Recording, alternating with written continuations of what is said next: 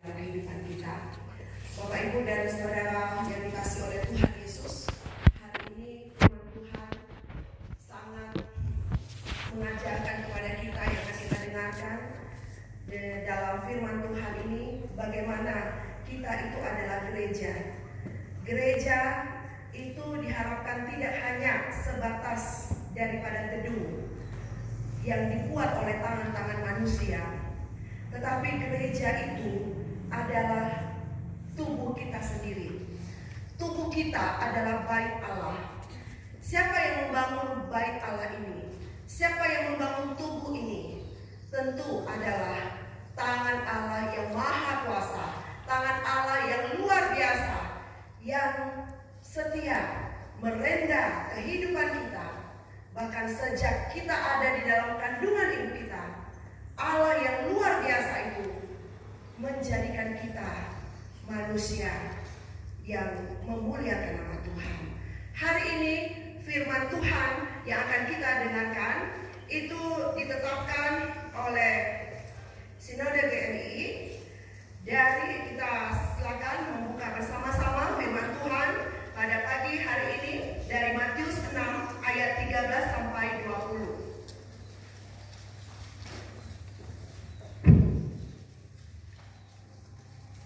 Pengakuan Petrus. Setelah Yesus tiba di daerah Kaisarea Filipi, ia bertanya kepada murid-muridnya, kata orang, siapakah anak manusia itu? Jawab mereka, ada yang mengatakan Yohanes Pembaptis, ada juga yang mengatakan Elia, ada juga yang mengatakan Yeremia, atau salah satu daripada nabi. Lalu Yesus bertanya kepada mereka, tetapi apa katamu? Siapakah aku ini? Maka jawab Simon Petrus, engkau adalah Mesias, anak Allah yang hidup. Kata Yesus kepadanya, berbahagialah engkau Simon bin Yunus, sebab bukan manusia yang menyatakan itu kepadamu, melainkan Bapa-Ku yang di sorga.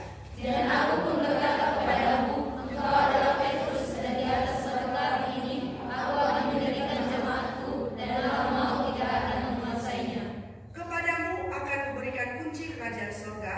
Apa yang kau ikat di dunia ini akan terikat di sorga, dan apa yang kau lepaskan di dunia ini akan terlepas di sorga. Lalu Yesus melarang murid-muridnya supaya jangan memberitahukan kepada siapapun bahwa Dia Mesias. Demikianlah pembacaan firman Tuhan. Berbahagialah kita yang boleh merenungkan dan melakukan firman Tuhan. Bapak, Ibu, dan saudara yang dikasihi oleh Tuhan Yesus, ketika kita boleh membaca ayat firman Tuhan ini, Yesus menggunakan istilah anak manusia. Tentu anak manusia itu bertujuan supaya ketika manusia melihat Yesus, manusia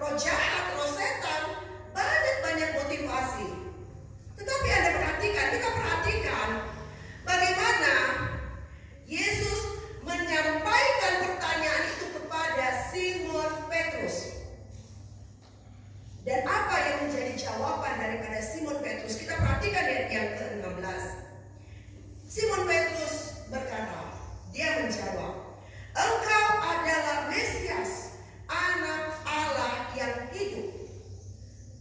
Bapak, Ibu, dan Saudara terkasih dalam nama Tuhan Yesus, mengapa Simon Petrus mampu dengan tegas mengatakan, "Engkau adalah Mesias, Anak Allah yang hidup"? Tentu hal yang pertama yang kita saksikan adalah Petrus adalah murid yang dikasihi oleh Yesus. Petrus mengalami perjalanan bersama dengan Yesus. Petrus mengalami pengenalan kepada Yesus. Teringat bagaimana Yesus berbicara dengan Petrus tentang kematiannya. Sehingga dari antara semua murid, hanya Simon Petrus berkata dengan tegas, "Engkau adalah Mesias, Anak Allah yang hidup." Hal ini, Bapak, Ibu, dan Saudara yang terkasih dalam nama Tuhan Yesus, seakan-akan mengingatkan kita kembali di dalam situasi dan kondisi dunia ini. Bagaimana pengenalan kita terhadap Yesus? Apakah kita benar-benar sudah mengenal Yesus? Apakah pengenalan kita tentang Yesus dipengaruhi, terkontaminasi dengan situasi dan kondisi sekarang? Apakah itu kondisi ekonomi, kondisi keluarga, kondisi yang macam lain sebagainya?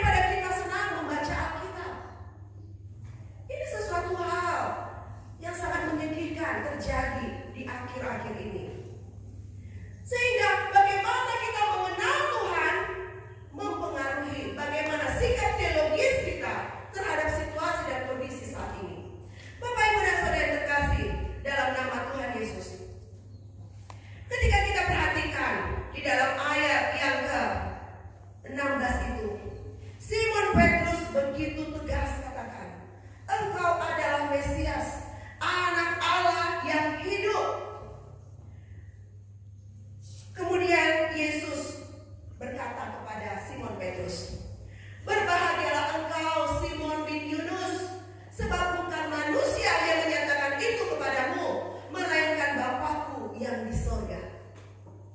Bapak, Ibu, dan Saudara yang terkasih dalam nama Tuhan Yesus, bagaimana Yesus sangat senang ketika ada di antara para muridnya yang berkata demikian. Bagaimana dari dulu sampai sekarang, jikalau orang yang akan dibinasakan, maka dia akan menganggap salib adalah suatu kebodohan. Tetapi bagi orang yang diselamatkan, salib adalah keselamatan. Amin. Kita perhatikan di dalam 1 Korintus 1 ayat 18. Adalah kebodohan bagi mereka yang akan binasa, tetapi bagi kita yang diselamatkan, pemberitaan itu adalah kekuatan Allah. Yesus senang. Bagaimana Simon Petrus dengan tegas dan jelas mengatakan, "Engkau adalah Mesias." Sehingga di dalam ayat yang ke-18 itu akan engkau adalah Petrus. Artinya itu batu karang. Ya, batu karang itu ada dua pemahaman, yaitu Yesus di atas pengakuan. Orang yang mengaku Yesus sebagai Mesias adalah anak Allah yang hidup, itu berarti dia mengaku di hadapan Allah. Dia mengaku bukan karena dia yang sanggup untuk mengatakan, tetapi karena Allah yang bekerja di dalam dirinya sehingga dia mampu mengatakan hal demikian. Nah, gereja yang benar, sebagaimana tema kita pada hari ini adalah gereja yang menjadi berkat, adalah gereja yang benar, gereja yang memiliki pengakuan iman yang teguh di atas kebenaran firman Tuhan. Kita bersyukur kepada Tuhan. Bagaimana ketika kita mengatakan pengakuan iman rasuli, semuanya tegak berdiri. Dan di dalam pengakuan iman rasuli itu adalah suatu pernyataan yang tegas bahwa kita mengakui Yesus adalah Mesias dan Allah yang hidup. Nah, pengakuan orang yang percaya kepada Yesus sebagai Mesias, dia akan dikuatkan oleh Allah. Allah akan menguatkan mereka dalam segala penderitaan yang mereka alami. Orang yang mengaku tentang anugerah Allah itu, tentang Yesus sebagai Mesias itu, dia akan memiliki kuasa. Setiap orang yang mengaku Yesus adalah Mesias dan Allah yang hidup, dia akan menerima kekuatan dari Allah dan dia akan memiliki kuasa. Luar biasa Bapak Ibu dan Saudara terkasih dalam nama Tuhan Yesus. Jadi ketika Anda, saya mengaku Yesus sebagai Tuhan dan Juru Selamat, Yesus adalah Mesias, anak Allah yang hidup, maka kita pasti menerima kuasa dan kita pasti memiliki kekuatan untuk menghadapi kehidupan ini. Amin. Ada kuasa yang diberikan oleh Yesus, sehingga kekuatan dan kuasa itu bercampur padu untuk kita menghadapi persoalan hidup hari demi hari. Kita akan kuat ketika kita jatuh, maka kita percaya bahwa Yesus akan menolong. Ketika kita mendapatkan pintu yang tertutup, kita percaya bahwa Yesus akan membuka pintu, sehingga apapun tidak akan bisa menghalangi kita. Sehingga di dalam ayat yang ke-18 itu, Yesus mengingatkan bahwa Petrus adalah batu karang, dan ayat yang ke-19 Yesus mengatakan, "Kepadamu akan kuberikan kunci kerajaan surga." Kunci kerajaan surga. Ada seorang anak dilayani oleh mahasiswa reguler B waktu saya supervisi.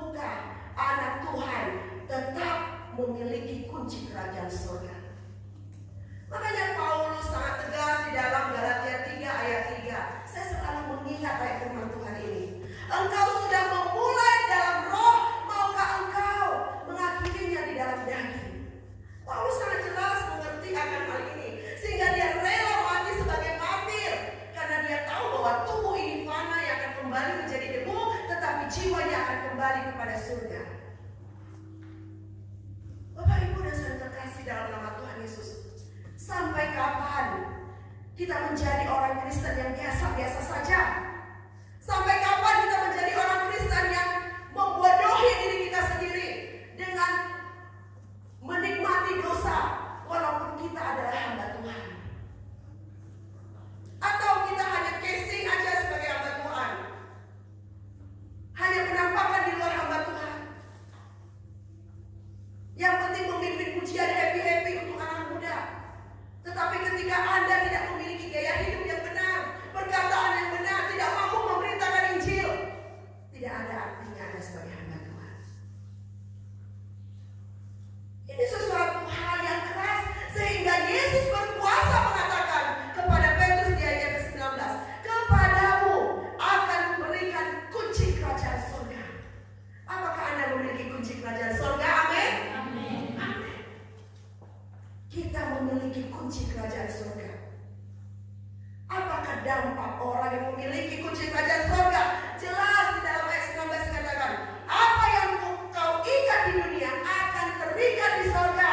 Apa yang kau lepaskan di dunia akan terlepas di surga. Ini tidak hanya sekedar omong-omong.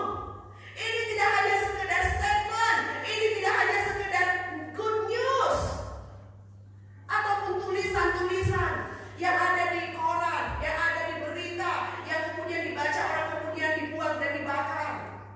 Tidak, Yesus sendiri yang berkata demikian kepada Simon Petrus dan menjadi pembelajaran bagi kita saat ini, bahwa setiap orang yang percaya kepada Yesus, dia memegang kunci kerajaan surga. Kunci kerajaan surga yang luar biasa, yang menolong setiap orang untuk kuat menghadapi masalah apapun. Saya bersyukur kepada Tuhan, para misionaris yang diutus oleh STTOI. Keempat, tetap terus mempertahankan kunci kerajaan surga itu tetap ada di genggaman tangan kita. Kita sudah memulainya di dalam roh, dan kita juga akhirnya akan mengakhirinya di dalam roh. Amin. Bapak Ibu dan saudara terkasih dalam nama Tuhan Yesus, itulah kebahagiaan orang Kristen yang sejati. Kebahagiaan orang Kristen yang sejati bukan karena uang, bukan karena pekerjaan, bukan karena posisi, bukan karena status, tidak. Tapi kebahagiaan orang Kristen yang sejati karena dia memiliki pengharapan yang teguh di dalam Kristus Yesus. Pengharapannya itu tidak akan bisa hilang, walaupun dia mengalami sakit penyakit, walaupun dia mengalami kesusahan, walaupun dia mengalami doa-doa yang belum terjawab, dia tetap terus mengalami kekuatan dan pengharapan di dalam Tuhan Yesus. Pertanyaan bagi kita, Bapak Ibu, apakah kita mau sungguh-sungguh mengenal Yesus bahwa dia adalah kebenaran, atau mengenal Yesus di dalam hidupmu hanya sekedar pengetahuan? Saya tidak bisa memaksa Anda untuk memiliki mengenal Yesus dengan sungguh-sungguh adalah kebenaran. Tetapi bagaimana caranya supaya kita memiliki iman yang sungguh-sungguh untuk mengenal Yesus dia adalah kebenaran? Cintai Alkitab dengan benar. Kembali lagi kepada Alkitab. Baca firman Tuhan. Jangan pernah jemu untuk membaca firman Tuhan. Jangan pernah bosan untuk membaca firman Tuhan. Karena firman Tuhan adalah surat cintanya Allah kepada manusia. Itulah caranya kita untuk sungguh-sungguh mengenal Yesus yang dia adalah kebenaran. Banyak pengajaran-pengajaran yang sesat, gereja Tuhan yang Maha Kuasa, Mormon, Saksi Yehova dan lain sebagainya, banyak penganut dan lain sebagainya. Akhirnya kita berpikiran siapa yang paling banyak penganut berarti dia yang benar. Belum tentu. Belum tentu. Di dalam ayat firman Tuhan ini jelas hanya Petrus yang mengatakan, engkau adalah Mesias, anak Allah yang hidup. Hal yang kedua yang kita perhatikan, yang kita perlu pikirkan adalah, apakah sampai saat ini pemikiran Anda terganggu, pandanganmu terganggu, imanmu terganggu terhadap banyak hal yang membuat orang-orang terganggu ya. Tetapi ingatlah firman Tuhan. Kita baca di dalam Roma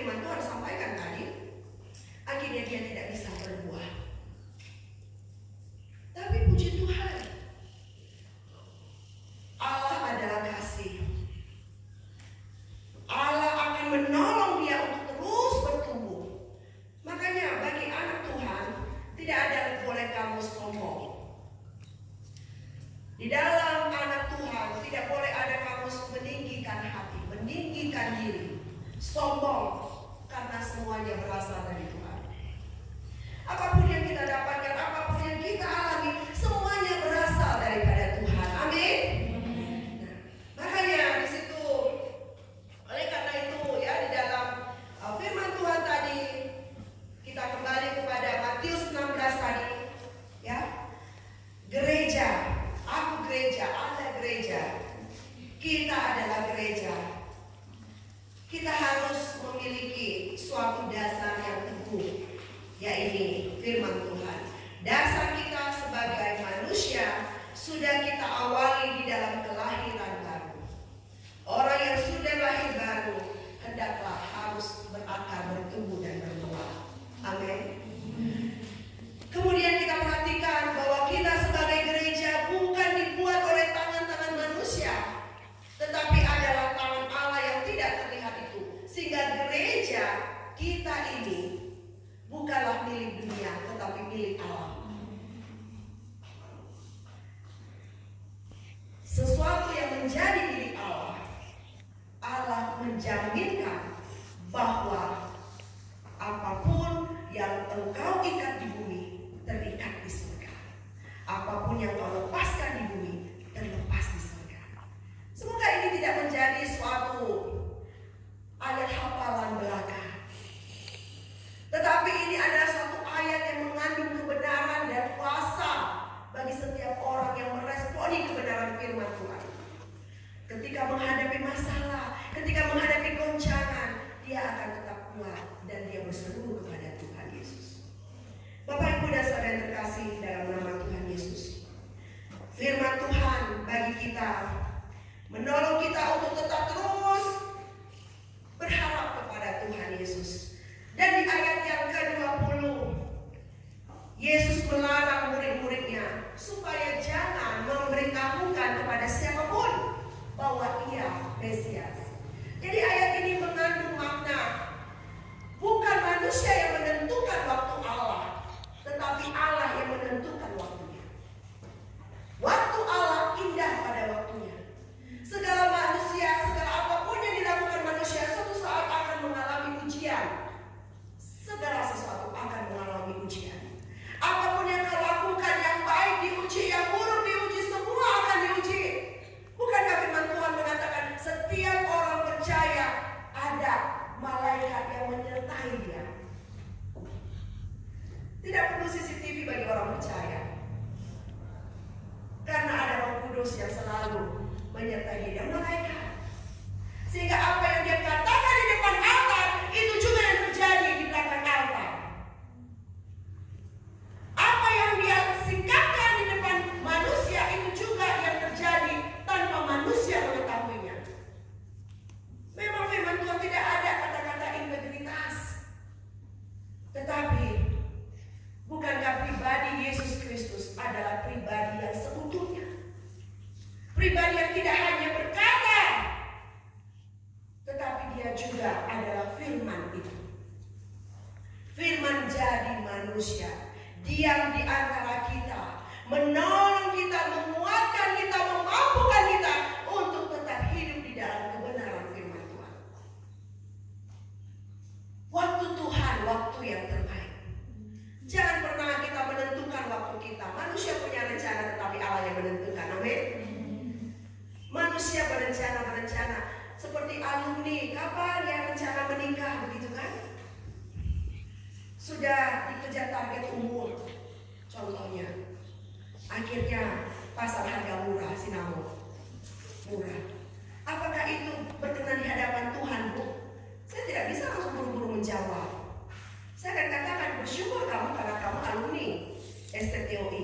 Berarti kamu sudah belajar mana waktu Tuhan, mana waktumu. Mungkin Tuhan tidak menginginkan kamu saat ini menikah. Ya. Mencari pasangan hidup itu seperti mencari jarum di tengah di tengah pasir. Makanya dibilang orang ya, misteri kehidupan, mencari teman hidup itu. Tentu tidak ada di sini mau menikah kemudian bercerai kan?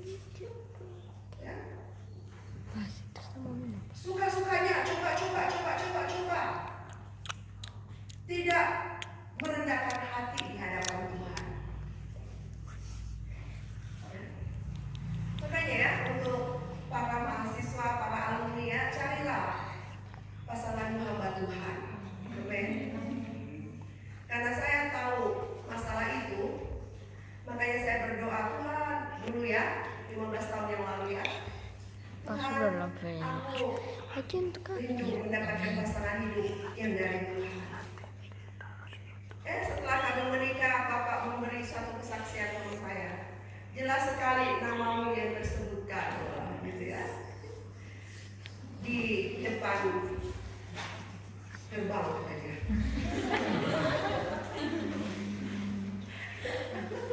Ya, ini yang gitu.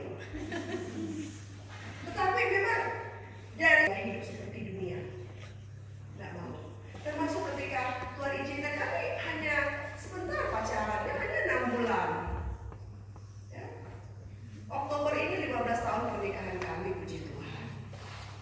Ya. Kami berpacaran suka di tempat yang terang. Nggak hanya mengaku anak Tuhan, tapi suka pacaran di tempat yang gelap. Saya senang Bapak. Apa ya? Karena kami long distance ya, jarak jauh ya. Ada mertua saya di sini, sampingnya begitu ya, dan juga teman saya. Pacaran kami baca Alkitab, ya. Renungan. Semua kami kaitkan dengan firman Tuhan. Ya, wah, saya senang sekali punya pacar hamba Tuhan. Ternyata dijodohkan Tuhan. Asam di gunung, garam di laut. Bertemu di STTW. Ya. Jadi luar biasa sekali. Ini menjadi contoh bagi para alumni dan juga bahkan mahasiswa. Jangan memaksakan diri. Karena pernikahan itu adalah sesuatu hal yang misteri bagi manusia. Tetapi sudah ditetapkan oleh Allah. Jadi tidak ada waktu terlalu cepat, tidak ada terlalu lama. Allah Bapa kami yang bertahta di dalam kerajaan surga. Terima kasih Tuhan untuk kebenaran firman Tuhan yang kami dengarkan, kami sudah terima pada hari ini. Ya Tuhan, dengan sadar kami mengatakan bahwa kami adalah gereja yang berkuasa atas langit dan bumi dan atas surga. Kepadamu lah kami berserah. Terima kasih Bapa. Jadikan kami gereja-gereja yang hidup, gereja-gereja yang bertumbuh di dalam Tuhan, yang boleh membawa harum nama Tuhan Yesus dimanapun kami berada. Di dalam nama Yesus Kristus kami berdoa dan mengucap syukur.